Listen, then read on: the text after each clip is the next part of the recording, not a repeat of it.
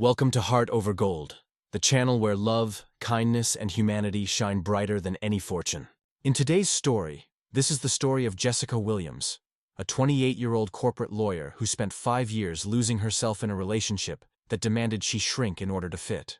Living in Los Angeles, the city of dreams, Jessica seemed to have it all. A successful fiancé, Jack Don, a promising career, and a luxurious apartment. But beneath the surface, Jessica was fading into the background of her own life, sacrificing her ambitions and happiness for the man she thought she loved.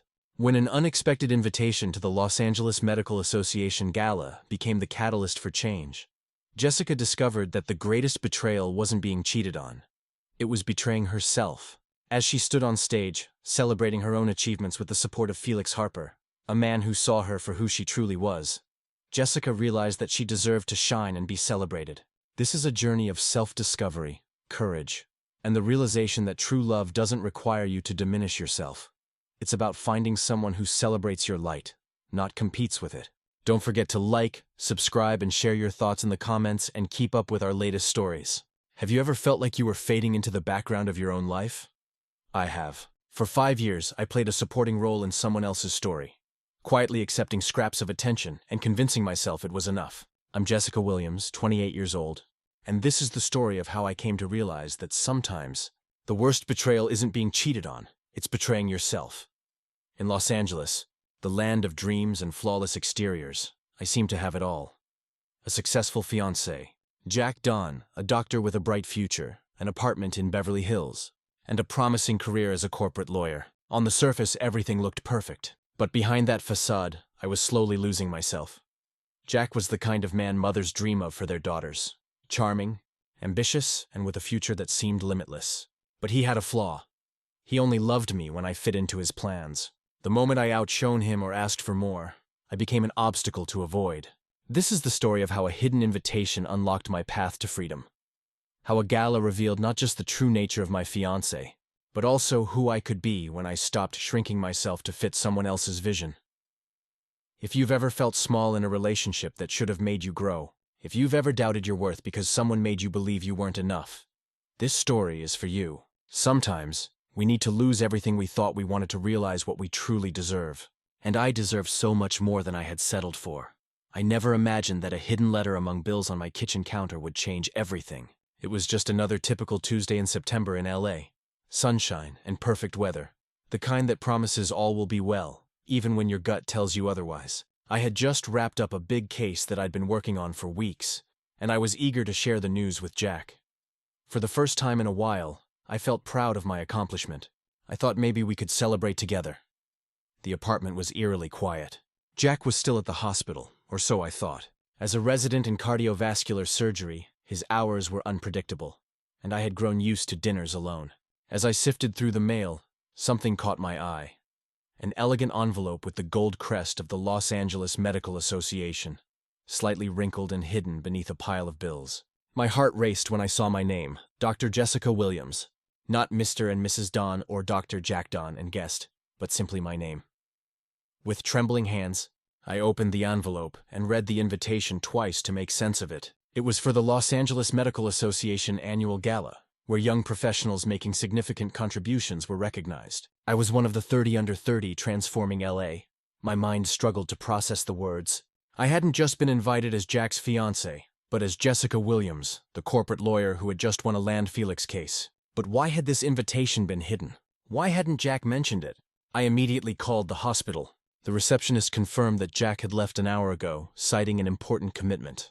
I sank into the couch, surrounded by the apartment that reflected Jack's taste, not mine. Everything was neutral and minimalist, a reflection of his preferences, not ours. When was the last time I had voiced my opinion about our home and been truly heard? The invitation, dated 2 weeks ago, felt heavy in my hands. For 2 weeks, Jack could have shared this news with me, but he chose not to. At 8:00 p.m., Jack finally came home, wearing his familiar tired smile, carrying white geraniums, his favorite flowers, not mine. "Hello, love," he said, kissing my forehead distractedly. "Sorry for the delay. Emergency at the hospital." "That's funny," I said, keeping my tone calm. "I called the hospital. They said you left an hour ago for an important commitment." For a split second, I saw panic flash in his eyes before it quickly shifted to annoyance. "Oh, right. I went to the hospital first, then handled some other things. You know, medical bureaucracy, he said, taking off his jacket and hanging it up. I picked up the invitation. I found this among the mail. Do you have anything to tell me about it? He froze. Guilt flickered in his eyes. Oh, that. It arrived last week. I was going to tell you, but it arrived 2 weeks ago, Jack. And why was it hidden under bills? I asked, my voice steady but firm. He sighed, trying to brush it off. Jessica, those events are just politics. I thought you'd be bored. Bored? I asked, confused. Jack, I was chosen as one of the most promising professionals in the city. This could change my career. Exactly, he replied, his tone turning sharp. And you know how important my reputation is. These events are full of people who decide who gets into the prestigious cardio program at the hospital. I didn't want you to embarrass me. Embarrass you? I repeated, my heart sinking. Are you saying you hid my invitation because you're embarrassed by my work? He paused, uncomfortable. It's not about embarrassment. It's strategy. We have to think about our future. Our future? I laughed bitterly. When was the last time you asked me what I want for our future? Or if my career matters? He didn't respond. The silence was deafening. I stood up. I'm going to the gala, Jack, because I deserve to be there. I've worked hard for this, and I won't let you or anyone else make me feel like I have to hide who I am. Jack ran a hand through his hair, frustration evident. If you go, you'll go alone. That moment was a turning point for me. I felt a wave of freedom wash over me. Alone was exactly how I should go. That night, we slept in the same bed, but the distance between us was palpable. I lay there, staring at the ceiling, asking myself when I had started accepting being treated as an afterthought in my own life. The invitation in my purse felt like a symbol of the possibility I had been denying myself. Jack looked at me as if he were seeing a stranger, and maybe I was. The Jessica of the last 3 years would have kept quiet. She would have found a logical excuse to justify why he was right. But this Jessica, or maybe the original one who had been sleeping, was no longer willing to make herself small. You've changed, he said with an accusing tone. Yes, I replied, and it was for the better. That night, while Jack worked on his laptop in the living room, I pretended to read a book in bed, but my mind wouldn't stop. I was reviewing not only the conversation we'd just had, but years of small concessions that had led me here. Saturday was just 2 days away, and for the first time in a long time, I was genuinely excited to discover what the future held for me. Friday passed in a kind of tense haze. Jack and I barely spoke, moving through the apartment like two polite strangers, temporarily sharing the same space. He left early and came back late, avoiding any conversation that might revive the topic of the ball, but I was no longer willing to pretend that everything was fine. There was something liberating about the decision I had made. It wasn't just about going to the ball. It was about reclaiming my voice, my space, my identity, the one that had been worn down little by little in recent years. On Saturday morning, I woke up with an energy I hadn't felt in a long time. Jack was making coffee in the kitchen when I came down, still in my pajamas with my hair messy. Good morning, I said, pouring myself a cup. Good morning, he replied in a cold, formal voice. Are you still planning to go tonight? Yes. He nodded as if he had expected that answer, even if he didn't approve of it. Jessica, last chance to rethink this together. We can find a solution that works for both of us. What kind of solution? You go. You stay for an hour. You greet the important people.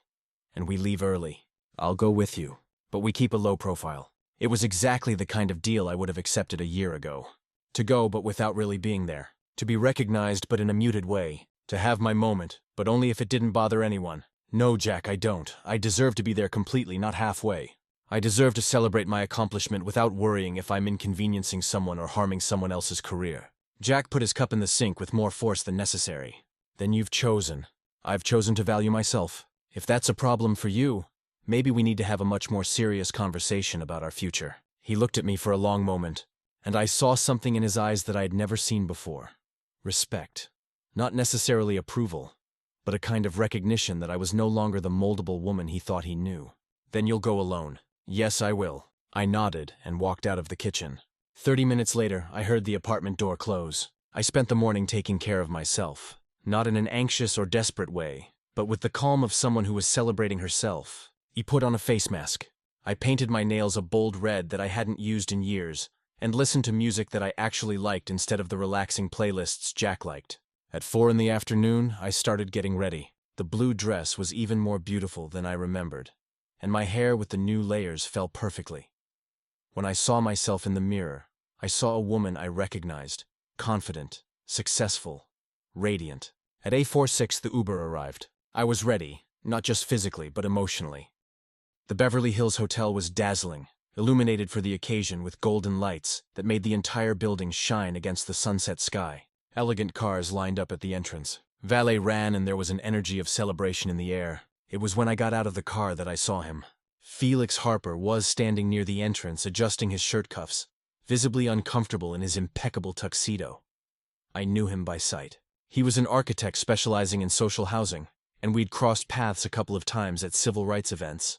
But we had never really talked. He saw me too, and our eyes met in the middle of the constant coming and going of elegant people. Felix smiled. Not that polite smile of someone who vaguely recognizes someone, but a genuine smile of admiration. Jessica Williams, he approached. What a pleasure to see you here. Hello, Felix, how are you? Better now, he said, and there was something in the way he said it that made me blush a little. You look dazzling. Thank you. You're every elegant too. Can I confess something? I'm so nervous. These kinds of events make me uncomfortable. So much formality. So many people you're supposed to know, but I don't know them. I laughed instantly, feeling comfortable with his sincerity. I get nervous too. In fact, I almost didn't come. Really? But you were selected for that amazing list, right? The 30 under 30. That's impressive. Did you know about that? Of course. I read the article in the LA Times about your case against Hartman Industries. It was inspiring to see someone truly fighting for immigrant workers. My dad was one of those workers 20 years ago. There was something about the way he spoke, respectful, without condescension, without political awkwardness that deeply touched me. Thank you. Really? That means a lot, Jessica, Felix said, hesitating a little. I know we barely know each other, but did you come alone tonight? Yes, me too. And I was thinking, since we're both nervous and we came alone, maybe we could go in together as colleagues who support each other. I looked at him closely, really looked at him. Felix must have been around 30 with dark hair and some premature gray kind brown eyes, and a smile that seemed genuinely interested in hearing what I had to say. There was something about him that reminded me of why I had chosen to study law. The passion for social justice. The desire to change something. I'd love to, I replied. We went into the main hall together, and it was like entering a golden dream. Crystal chandeliers cast a warm light on tables decorated with white and gold flowers. An orchestra played classic jazz, and hundreds of elegantly dressed people walked around with glasses of champagne in hand. But the most surprising thing was how different I felt entering with Felix. Not inferior, not nervous, but equal, as if I belonged there. Do you want some champagne? Felix asked. I'd love some. While he went to get the drinks, I looked around and recognized several faces. Colleagues from the legal world, famous doctors, business people who were regularly in the newspapers. But instead of feeling intimidated, I felt curious, eager to meet them, to talk about our work, about the changes we all wanted to create in the city. Here you are, Felix returned with 2 glasses. And I've already discovered where the honorees tables are. You're at table, and you table 6 right next to it. We spent the next 40 minutes circulating together talking to different groups of people, and it was revealing to notice how different the conversations were. When I was with Jack, I often felt like a footnote in his presentations. But with Felix, it was different. This is Jessica Williams, he would say with genuine pride. The lawyer who just won that incredible case against Hartman Industries. Jessica, this is Dr. Marcus Carter. He would say he's revolutionizing pediatrics in marginalized communities. Felix not only introduced me, he celebrated me. And most importantly, he really listened when I spoke, asked intelligent questions about my work. He included Meniturely in every conversation. We were talking with a group of young social entrepreneurs when someone tapped me on the shoulder. Jessica. I turned around and saw Dr. Marcus Carter, one of the senior partners of the most important corporate firm in Los Angeles. I knew him by name. He was legendary in the world of business law. Dr. Carter, it's a pleasure to meet you in person. The pleasure is mine. I read about your work on the Hartman case. A brilliant strategy. In fact, I'm here with some colleagues, and we want to talk to you about some opportunities. My heart raced. An opportunity with Carter and Associates was the kind of thing that changed careers. It would be an honor to talk with you. Perfect. Are you accompanied tonight? Yes, Felix said, extending his hand. Felix Harper, architect, and very proud to be here with Jessica. Dr. Carter shook his hand with respect. Harper, aren't you the architect of the social housing project in East LA? That's right. Impressive work. My wife is a community psychologist and can't stop talking about the positive impact your designs are having on that community. And there was another fundamental difference. Felix didn't feel threatened when others recognized my work. On the contrary, he seemed genuinely happy for Mom. Jessica, Dr. Carter continued. How about we have lunch on Monday? I have a proposal that I think you'll be interested in. When he walked away, I looked at Felix, surprised. That was incredible. Have finished. Do you realize how impressive that was? Marcus Carter doesn't talk to just anyone. I can't believe it really happened. I do believe it. You deserve it. And much more. There was something in the way he said it with total conviction, without a trace of jealousy or awkwardness that made me see in a flash the brutal contrast with my life of the last few years.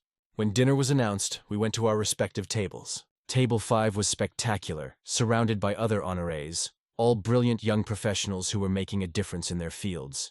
For the first time in a long time, I felt exactly where I was supposed to be. During dinner, we talked about our jobs, challenges, triumphs. It was the kind of conversation that energized me, not that exhausted me. And all the time, I could see Felix at the table next to mine, making eye contact and smiling encouragingly. But it was during dessert that everything changed. Ladies and gentlemen, the presenter announced, the time has come to announce the award for the distinguished couple of the night. Given to the duo that best represents the values of professional excellence and personal harmony that we celebrate tonight. My stomach clenched. I didn't know such an award existed, but I suddenly felt exposed. I was here without my fiancé, accompanied by someone I barely knew, this year. The presenter continued. The award goes to a couple who arrived separately tonight, but who throughout the event have shown the kind of support and connection that inspires everyone around them. Jessica Williams and Felix Harper. For a moment, I thought I had misheard. People started to applaud, and I saw Felix at table 6 as surprised as I was. Go, someone at my table said, laughing. You deserve it. Felix came over and offered me his hand to help me up. I think they took us by surprise, he whispered. Totally. We went up to the stage to enthusiastic applause. The presenter handed us an elegant trophy and turned to the microphone. Jessica and Felix reminded us tonight that the best relationships are those where each person sincerely celebrates the other's success. Seeing them together, how Felix presented Jessica with pride, how Jessica included Felix in every conversation, how both of them shined when the other was recognized, showed us what a true partnership means. I looked at Felix, who was smiling at me with an expression I couldn't quite decipher. There was admiration, yes, but also something deeper. Do you want to say it a few words? The presenter asked. Felix looked at me and I nodded. Well, he began, his voice clear in the microphone. I have to admit that tonight I got to know Jessica more than I knew her before. But sometimes the best connections are the ones you recognize immediately. He turned to me. Jessica, you are an extraordinary person. Your passion for justice, your intelligence, your elegance, all of it shines in a way that can't be ignored. And anyone lucky enough to be by your side should feel honored, not threatened by your light. His words hit me like a soft punch to the chest. They were exactly what I needed to hear, but even more so. They were exactly how I deserved to be seen. I took the microphone. Felix, tonight you showed me what it's like to be truly seen and valued. What it's like to have someone who celebrates your accomplishments instead of trying to minimize them. This award is about partnership, and you showed me today what a true partnership should be. The applause was warm and prolonged. When we came down from the stage, many people congratulated us, saying we were perfect together, and that it was obvious we made a great couple. But it was when I saw Jack standing near the entrance of the ballroom that everything stopped for an instant. He had come. He was elegant in his tuxedo, but his expression was one of pure shock. He had seen me go up on stage with another man. He had heard me talk about being seen, about being celebrated. He had witnessed exactly what he was losing.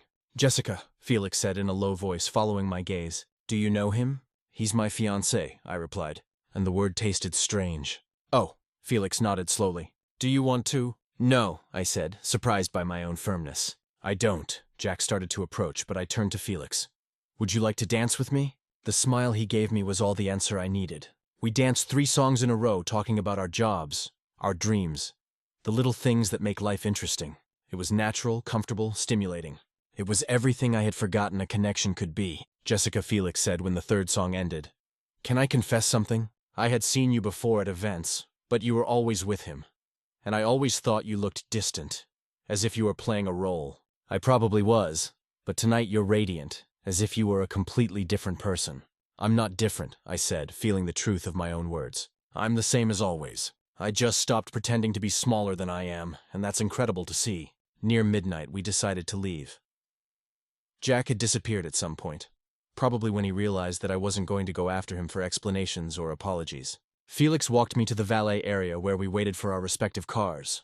Jessica, Felix said while we waited, I know you have a complicated situation to resolve, but when you resolve it, I would love to get to know you better. I really would. I looked at him, at this man who in a single night showed me what it was like to be truly valued. And Ismailit, I would love that too. He kissed my hand gently when my car arrived. An old-fashioned gesture that would normally make me laugh, but tonight felt perfect. Congratulations on the award, he said, and for allowing yourself to shine. During the drive home, I looked at the trophy on the seat next to me and replayed the entire night in my mind. I had gone to the ball to prove something to Jack, but I ended up proving something much more important to myself. I deserve to be seen. I deserve to be celebrated. I deserve to be valued. And I don't need to make myself small for others to be comfortable with my light. The apartment was dark when I arrived. Jack hadn't returned. Or if he had already left again. And for the first time in years, I didn't care where he was. I left the trophy on the coffee table, took off my heels, and sat on the sofa, still in my beautiful blue dress. I knew that difficult decisions, uncomfortable conversations, real changes were coming. But for the first time in a long time, I wasn't afraid of the future. I was excited about what was to come. I woke up on Sunday morning, still in my blue ball gown, wrapped in the sofa blanket. Someone, probably Jack, had covered me during the early hours. The trophy was still on the coffee table, catching the morning light that came through the window. A golden and crystalline reminder that what I had experienced the night before hadn't been a dream. My neck hurt from having slept in an uncomfortable position. But my heart felt lighter than I had remembered in years. Jack was in the kitchen when I got up, already dressed as if to go for a run, his typical Sunday routine. But instead of his sneakers, he was simply sitting at the table with a cup of coffee, looking out the window with an expression I couldn't decipher. "Good morning," I said, my voice still from sleep. He turned to see me, and I noticed he hadn't slept. His eyes were red, his hair messy, his beard more grown out than usual. "Good morning," he replied with a strange calm. How was the rest of the night? Was there something in his tone? There was no sarcasm or reproach, just a genuine curiosity and perhaps a little defeat that took me by surprise. It was revealing. It was very revealing. Jack nodded slowly as if my answer made all the sense in the world. "I saw you on stage with him." Felix, he repeated. "You looked natural together." I poured myself a cup of coffee, needing to do something with my hands while we navigated this strangely civilized conversation. "Jack, about last night, Jessica," he interrupted gently. "Before you say anything, I need to tell you something." I sat at the table with him, bracing myself for whatever he was going to say. "After you left yesterday, I kept thinking about everything we talked about what you said, that I've never sacrificed anything for your career." He paused, swirling his coffee without drinking. "And you were right. It wasn't the conversation I expected. Then I called Clara." "You called Clara?" "My best friend, who hadn't been able to stand Jack for years, although she had always been polite for my sake." "Yes," I asked her. "When was the last time you saw Jessica genuinely happy?" My stomach clenched. "And what did she tell you?" "That she couldn't remember that in the last few years you seemed to be acting happy, not living it." His words hung between us, Jack continued. "Then I went to the ball." "You were there?" "I saw you." "I know, but you didn't see me before. I was in the parking lot for 40 minutes outside trying to gather the courage to go in." He laughed bitterly. "The courage to go into the event where my fiancé was being honored. When I finally went in, I saw you right away. You were talking to a group of people, laughing at something someone said, totally present. And for a moment, I didn't recognize you." "What do you mean you didn't recognize me?" "You were radiant, confident, alive in a way I hadn't seen in you in years. And I realized that the last time I saw you like that was before we started dating. Seriously." His words hurt because they were true. "Then I saw you with him, with Felix. And the way he looked at you, Jessica, was the way I should have looked at you, with admiration, with pride. As if you were the most fascinating person in the whole room."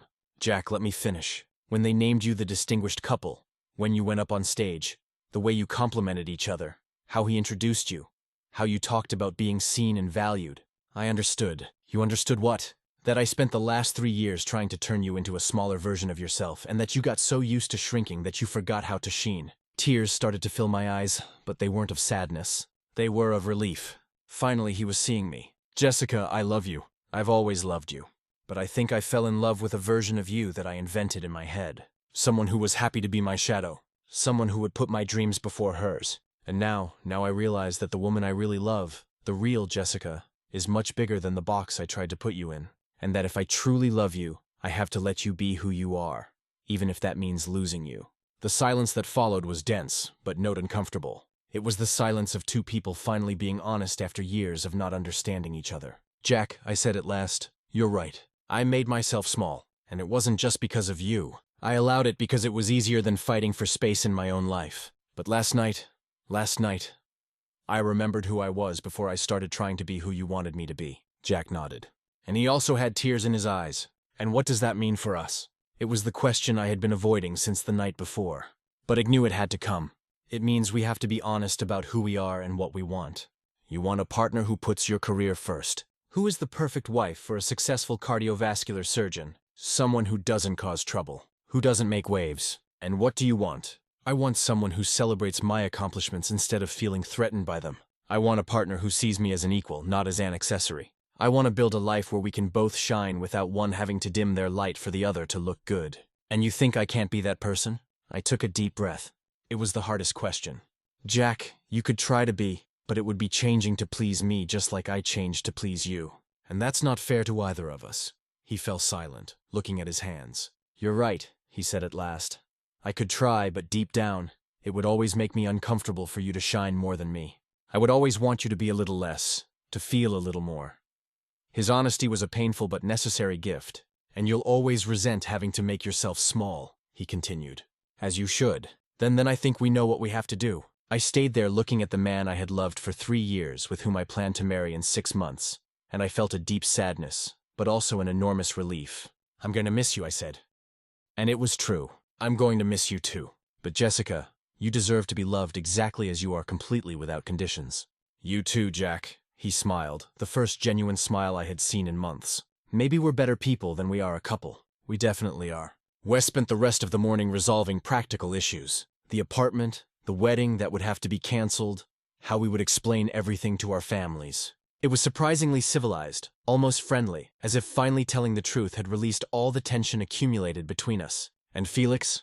Jack asked when we were finishing dividing some things. What about Felix? I saw how you looked at him. There was something there.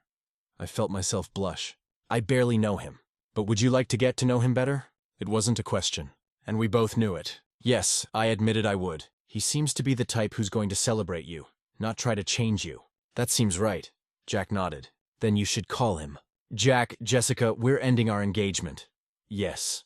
But that doesn't mean I don't want you to be happy. In fact, for the first time in a long time, I can sincerely say that I want you to find someone who completely deserves you. That afternoon, Jack packed some things and went to live with a medical colleague, at least until he found his own place. There was no drama, no shouting, no blame. It was mature, respectful, almost kind. When he left, I was left alone in the apartment for the first time in 3 years. But instead of feeling abandoned or scared, I felt free. I took out my cell phone and looked for the card that Felix had given me the night before. He had written his number on the back with a simple message for when you're ready to start the next adventure. I took a deep breath and wrote, Hello, Felix. This is Jessica. I'm ready for that conversation we mentioned. The response came in less than 5 minutes. Jessica, it's great to hear from you. How about coffee tomorrow? I know a perfect place to talk about architecture, law, and all the ways to change the world. I smiled, writing back. Sounds perfect. I can't wait for tomorrow. And for the first time in years, it was completely true. 6 months later, I was sitting on the terrace of my new apartment in Silver Lake, watching the sun rise over the Los Angeles mountains while drinking my morning coffee. Not the strong espresso that Jack preferred, but my beloved sweet latte that I had always loved. The move had been both symbolic and practical. Silver Lake was not like Beverly Hills. It was more artistic, more authentic, more me. The apartment was smaller, yes, but it had personality. Every piece of furniture, every painting on the wall, every plant on the terrace had been chosen for a single reason. Because I liked it, not because it looked professionally good. My cell phone vibrated with a message from Felix. Good morning, beautiful. Ready for today? Today was special. Today was the official launch of my own law firm, Williams & Associates, specializing in labor and immigration rights. After that lunch with Dr. Carter, more meetings came, more opportunities, until I knew I was ready for something bigger. To work for myself, to choose my own cases, to defend the causes I truly believe in. Nervous and excited at the same time, I replied, yes. Are you coming to the event tonight? I wouldn't miss it for anything. So proud of you, I smiled at the message. In the last 6 months, Felix had become much more than I imagined when I accepted that first coffee. He was a partner in the most real sense.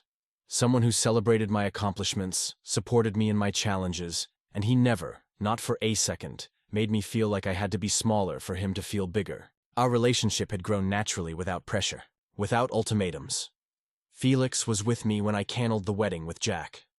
He helped me pack my things in Beverly Hills, and he was the first person I called when I decided to open my own firm. "Are you sure?" Hesked me when I told him. "It's a big risk." "I'm sure. For the first time in my life, I'm building something that is completely mine." "Then I completely support you. How can I help?" That's how it always was with Felix. First came the support, then the practical questions, never the other way around. I finished my coffee and prepared for what would be one of the most important days of my career. The office still smelled of fresh paint and new furniture. It was small, just me and 2 assistants, but it was mine. The plaque on the door simply said, "Jessica Williams, Labor and Immigration Lawyer. Justice is not a privilege. It is a right." My first clients arrived at 9 in the morning, a group of women who worked in a factory in downtown LA and were being exploited by their employer. It was exactly the kind of case that reminded me of why I had chosen this career. "Dr. Williams," one of them said in Spanish, "we were told that you really fight for people like us." "I'm going to fight with you," I corrected. "Together we're going to get the justice you deserve."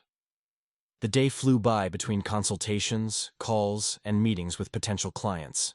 At 6 p.m. in the evening, the guests for the inauguration event began to arrive. CL was one of the first to arrive with a huge bouquet of colorful flowers. "My God, Jessica," she exclaimed, hugging me tightly. "This place is perfect. It's totally you. Thank you for believing in me, even when I didn't believe," I said.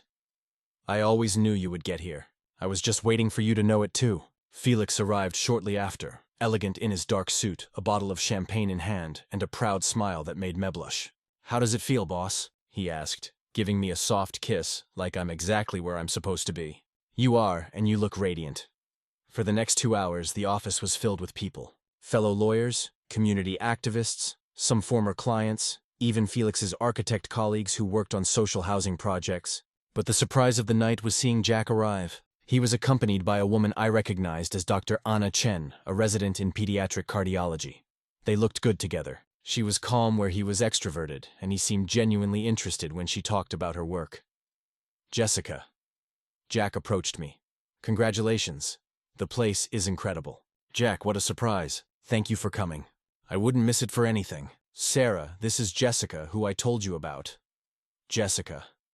"Sarah, it's a pleasure to meet you," said Anna with a firm and confident handshake. "Jack talks about you a lot, only good things," she added with a smile. It was strange, but comforting seeing Jack with someone who really fit him, someone who shared his interests, who understood his pressures, who didn't feel threatened by his ambition. "And how are you guys doing?" I asked. "Good," Jack replied with a lightness in his voice that I hadn't heard in years. "Very good, in fact. And you?" "You and Felix also very good." He as I paused, searching for the words. "He's what I didn't know I was looking for. I'm glad for you both. You look perfect together. And you two, too." We chatted for a few more minutes about work life and how different everything felt living from the truth instead of trying to fit into someone else's molds. "Jessica," Jack said before walking away. "Thank you. Thank you for what?" "For having the courage to end things when you knew it wasn't working. For forcing me to look at myself honestly and ask myself who I was and what I really wanted. You liberated me as much as you liberated yourself." His words moved me. "Thank you for saying that. And Jessica, you were right about everything. You deserve someone who completely celebrates you, and you clearly found him." After he left, Felix came over with 2 glasses of champagne. "How do you feel about all that?" he asked, gesturing towards Jack. "Good, really good. It's strange, but seeing him happy confirms that we made the right decision." "You did. Sometimes 2 good people are just not good together." "Exactly. And sometimes you find the right person at the right time in the most unexpected way." Felix smiled, clinking his glass with mine. "Sometimes you go to a ball alone and end up finding not only professional recognition, but someone who teaches you what it's like to be truly seen. And sometimes you go to an event nervous and you find someone who completely changes your perspective on what a relationship can be." We drank our champagne looking at the office full of people who were there to celebrate not only a new business, but my journey back to myself. "Speech! Speech!" Clara shouted, hitting a glass with a spoon like an impromptu microphone. Others joined in, and I had no choice but to accept the attention. "Well," I began, looking around. "A year ago I was living a life that on paper seemed perfect, but that didn't fit me. I was trying to be a reduced version of myself, so as not to inconvenience anyone, so as not to take up too much space, so as not to shine too brightly." Several people nodded. But sometimes life has a curious way of pushing us to face who we really are. Sometimes a hidden invitation becomes the key to our liberation. I looked at Felix, who was watching me with that pride that made me feel invincible. This office is not just a new professional stage. It's the decision to stop apologizing for existing, for having a voice, for wanting more than just pleasing others. Clara was radiant. I saw several people discreetly wiping away tears. To any woman here who has felt small in a relationship that was supposed to make her grow, you are enough. You deserve to be loved just as you are, without cuts, without edits, without having to shrink yourself. The applause was long, warm, sincere. When people began to disperse, I stayed with Felix on the back terrace, watching the city lights. "Penny, for your thoughts," he said, wrapping his arm around me, thinking about how a single year can change everything. "You changed everything. You changed your life with help," I replied, leaning on him with a lot of help. "Jessica, can I ask you something? Do you ever regret it? Ending things with Jack? Starting everything from scratch?" I looked at him, at this man who taught me that real love doesn't reduce, it expands. Never. Not for a second. Do you know why? Why? Because for the first time in my adult life, I'm living my own story, not being a secondary actress in someone else's story. Felix kissed me softly, and what an incredible story it's being.